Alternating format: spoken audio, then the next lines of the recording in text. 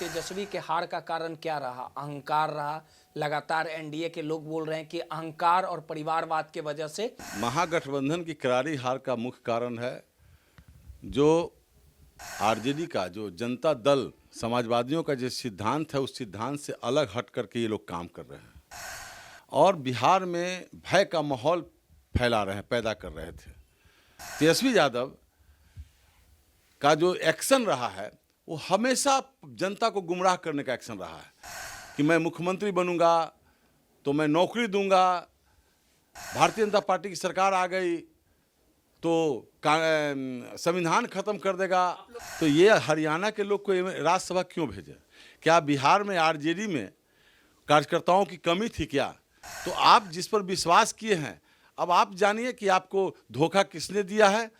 हमें तो यही लगता है कि लोग ये दिग्भ्रमण में थे कि हम सरकार बनाने जा रहे हैं। माई समीकरण, उनका माई समीकरण है मुस्लिम यादव और भारतीय जनता पार्टी का माई समीकरण है महिला और युवा।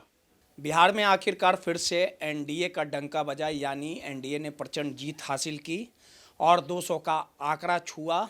लगातार नीतीश और तेजस्वी के मुकाबले में कहीं ना कहीं आरजेडी का पूरा कुनवा बिखर गया और नीतीश कुमार के नाम खिताब रहा। लेकिन इस पूरे मुकाबले में जो सबसे हॉट सीट रही वो राघोपुर की सीट रही, क्योंकि तेजस्वी का मुकाबला सीधे तौर पे एनडीए के उम्मीदवार सतीश राय से था। सतीश राय 2010 में राबड़ी देवी को करारी हार देने का काम किए थे, लेकिन इस बार फिर से कहां कमी रह गई और इस पूरे 25 सीटों पर सिमटने का आखिर कारण क्या रहा? क्यों जनता ने तेजस्वी को नकार दिया? और इसी हार की समीक्षा की बैठक तेजस्वी आज अपने आवास पे कर रहे हैं और इस पूरे हार के पीछे जो मुख्य वजह सामने आई है कि 3 आरजेडी के बड़े कद्दावर नेताओं ने गद्दारी की है और जिस प्रकार से जो जयचंद संजय यादव का नाम आ रहा है, तमाम संजय यादव के प्रकरण को लेके आखिर वो क्या सोचते हैं, तमाम मुद्दे पे बात करेंगे। सतीश जी, आखिर आरजेडी की करारी हार क्यों हो गई? आखिर जनता क्यों नकार दिया? 25 सीटों पे ही सिमट गई जो 2020 में सबसे बड़ी पार्टी थी। राघोपुर से आखिर आप पे जनता क्यों नहीं विश्वास कर पाई? लगातार आप फ्लोर में चल रहे थे, कहाँ कमी रह गई? लगातार हम भी राघोपुर में कई बार भ्रमण किए थे, जनता का समर्थन आपके ऊपर था। आखिर कहाँ पे चीज़ें जो हैं वो गड़बड़ा गई और तेजस्वी के हार का कारण क्या रहा? अहंकार रहा।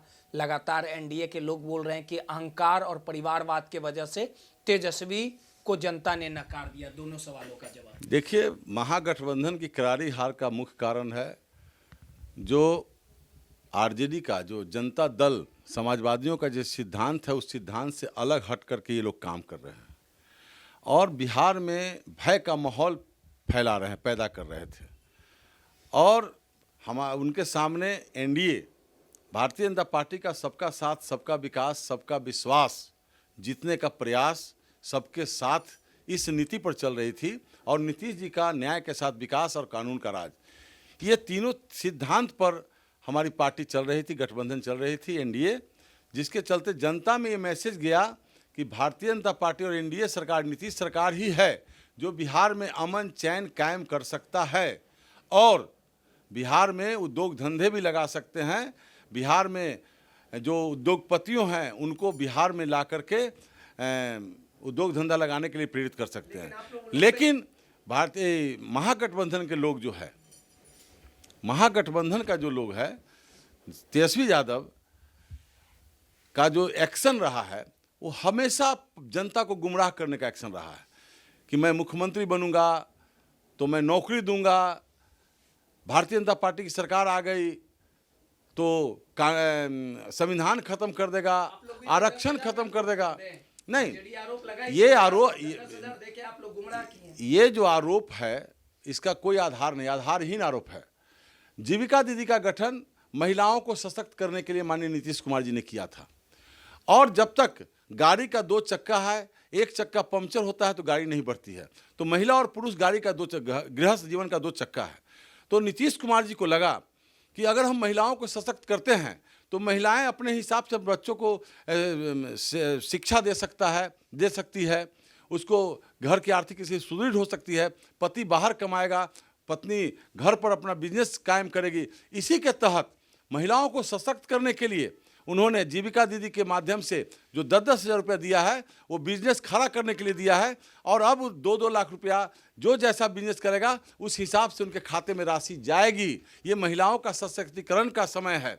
हम महिलाओं को जब तक सशक्त नहीं करेंगे हम समाज का निर्माण नहीं कर सकते हैं। ये आरोप जो लगाए हैं भारतीय आरजेडी के लोग, नेता लोग, कि 10,000 में वोट खरीदा गया है, वो आरोप हम लोग पर लगाए थे कि वोट चोरी करते हैं। वोट चोरी करके कहीं ना कहीं उनके जीत में वोट चोरी ही शामिल है।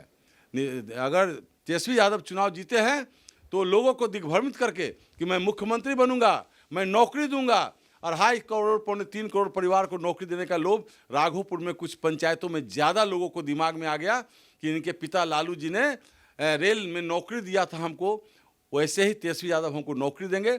इसलिए कुछ पंचायतों में हमारे कार्यकर्ता समर्थक इस बात को समझ नहीं पाए और चुपचाप उन्होंने लालटेन को वोट दिया है, जिसके चलते हम कुछ पंचायतों में हमारी करारी हार हो गई, जिसके चलते हम हारे हैं। अगर जनता को हम समझाने में सफल भी हुए हैं, उसी का परिणाम है कि हम मात्र 14,000 से हारे हैं। 14,000 से मेरी हार हुई है। जनता हमारे समर्थन में, जो भी पत्रकार बंधु गए होंगे देखे होंगे, जनता का समर्थन मेरे साथ पूरा था। माँ बहनों का आशीर्वाद मिल रहा था, बड़े बुजुर्गों का आशीर्वाद मिल रहा था। लेकिन कहीं ना कहीं नौकरी के लोभ में कुछ पंचायतों में आए हैं, इसके चलते हमारी हार हुई है। जिस प्रकार से आप कद्दावर नेता माने जाते हैं, राबड़ी देवी को भी हराया था सतीश जी, ये बातें सामने आ रही कि सदन में आपको बीजेपी फिर से भेजेगी, एमएलसी बनाने की बात की जाए। देखिए, हम पार्टी के एक सिपाही हैं और पिछले तीन बार हमको पार्टी ने टिकट दिया, हम पर विश्वास किया और तीनों बार हम पार्टी के झंडा को ऊंचा करने का काम किया। हम जीत नहीं पाए, लेकिन पार्टी के साथ संगठन को मजबूत करने का काम किया। पार्टी का जो मूल मंत्र है सबका साथ सबका विकास, हम सबका विश्वास जीतने का प्रयास किए। उसी का परिणाम है कि मैं मुख्यमंत्री के उम्मीदवार, अपने आप को स्वघोषित उम्मीदवार के खिलाफ लड़ा और 1,04,000 वोट हमको आया है। पार्टी हमें जो दायित्व देगी हम निर्वहन करने के लिए तैयार हैं। ये पार्टी का काम है कि पार्टी हमें किस रूप में देखती है। पार्टी ने हमें एक उम्मीदवार के रूप में देखी और हमें टिकट दिया। हम उस विश्वास पर खरा उतरने का प्रयास किए हैं। थोड़ी सी चूक हो गई है। पार्टी, हम संगठन में लगे रहेंगे। पार्टी जो दायित्व देगी हम उसको निर्वहन करने के लिए तैयार हैं। सवाल है, समीक्षा बैठक तेजस्वी कर रहे हैं और इस पूरे बैठक में लेके जो बातें सामने आई है कि 3 बड़े नेताओं ने तेजस्वी के पीठ पे खंजर भोंकने का काम किया। संजय यादव पर लगातार विवाद है, क्या मानते हैं संजय यादव? देखिए, एक तरफ महागठबंधन के नेता लोग कहते हैं, हमारे माननीय प्रधानमंत्री जी पर, अमित शाह जी पर आरोप लगाते हैं कि गुजरात से यहाँ भेज देगा ऑफिसर को, तो ये हरियाणा के लोग को राज्यसभा क्यों भेजे? क्या बिहार में आरजेडी में कार्यकर्ताओं की कमी थी क्या? तो आप जिस पर विश्वास किए हैं, अब आप जानिए कि आपको धोखा किसने दिया है। हमें तो यही लगता है कि लोग ये दिग्भ्रमण में थे कि हम सरकार बनाने जा रहे हैं। माई समीकरण, उनका माई समीकरण है मुस्लिम यादव और भारतीय जनता पार्टी का माई समीकरण है महिला और युवा। दोनों में टकराहट होगी तो महिला और युवाओं की जीत हुई है। उनका माई समीकरण ध्वस्त हुआ है।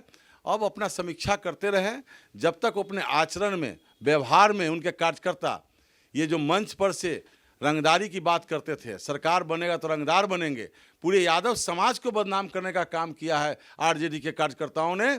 इससे यादव समाज का जो छवि था वो धूमिल हुआ है। मैं उन सभी यादव कार्यकर्ताओं से अपील करता हूं कि यादव समाज का जो वैभव रहा है, समाज में प्रतिष्ठा रहा है, गरीबों के लिए लड़ने का काम यादव समाज करता था, उसके प्रतिष्ठा से न खेले, नहीं तो यही हश्र आने वाले चुनाव में आपका होगा। सीधे तौर पे सतीश राय जी थे, इनका साफ तौर पे कहना है कि करारी हार के पीछे आखिरकार जनता आरजेडी की असलियत को जानती थी और तेजस्वी के तमाम कारनामे के बारे में, लालू परिवार के कारनामों के बारे में जनता जानती है। इसी कारण कहीं ना कहीं तेजस्वी की करारी हार हुई। सहयोगी अनिल के साथ रोहित यादव, माई पीटीआई समाचार पटना।